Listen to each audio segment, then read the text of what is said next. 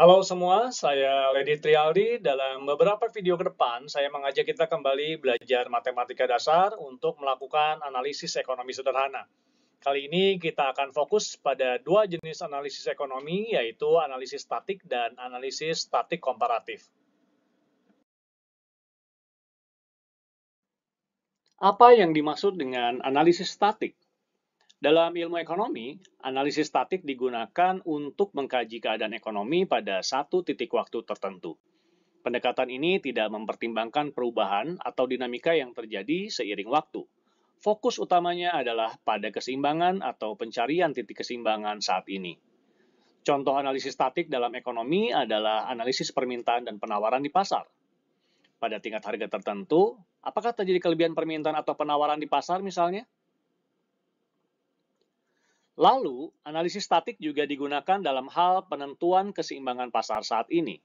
Berapa sih harga dan kuantitas saat tidak ada lagi kelebihan permintaan maupun penawaran atau saat jumlah permintaan dan penawaran di pasar sama? Dalam konteks ekonomi makro, analisis statik biasa digunakan pula untuk menemukan titik keseimbangan. Misalnya adalah keseimbangan pendapatan nasional. Namun, analisis tetap dilakukan pada satu titik waktu tertentu tanpa mempertimbangkan perubahan pada nilai variabel eksogen atau perubahan pada waktu.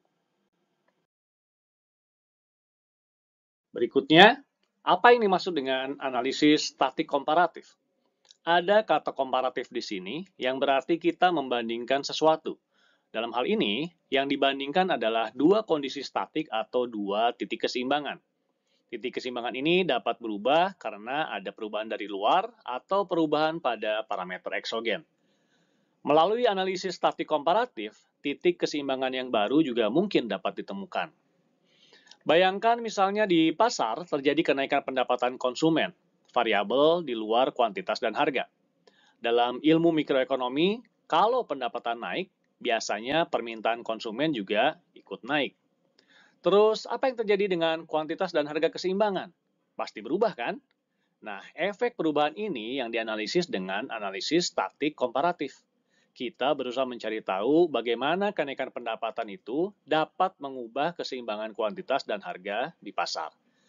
Dalam perekonomian, keseimbangan pendapatan nasional juga bisa berubah karena perubahan pada nilai parameter eksogen yang secara grafis menggeser kurva pengeluaran agregat seperti terlihat pada diagram ini. Kita akan membahas lebih detail analisis statik dan statik komparatif pada video-video berikutnya.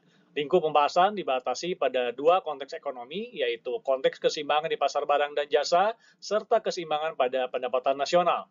Kita akan melihat bagaimana teorema-teorema matematika yang relevan diaplikasikan dalam analisis-analisis ini. Di sesi pertama, kita akan mempelajari analisis statik dengan menggunakan dua metode matematik, yaitu metode substitusi atau eliminasi dan grafis. Lalu, di sesi kedua dan ketiga, kita akan mulai mempelajari teorema dan solusi matriks dan penggunaannya dalam analisis statik pada dua kasus ekonomi yang sama.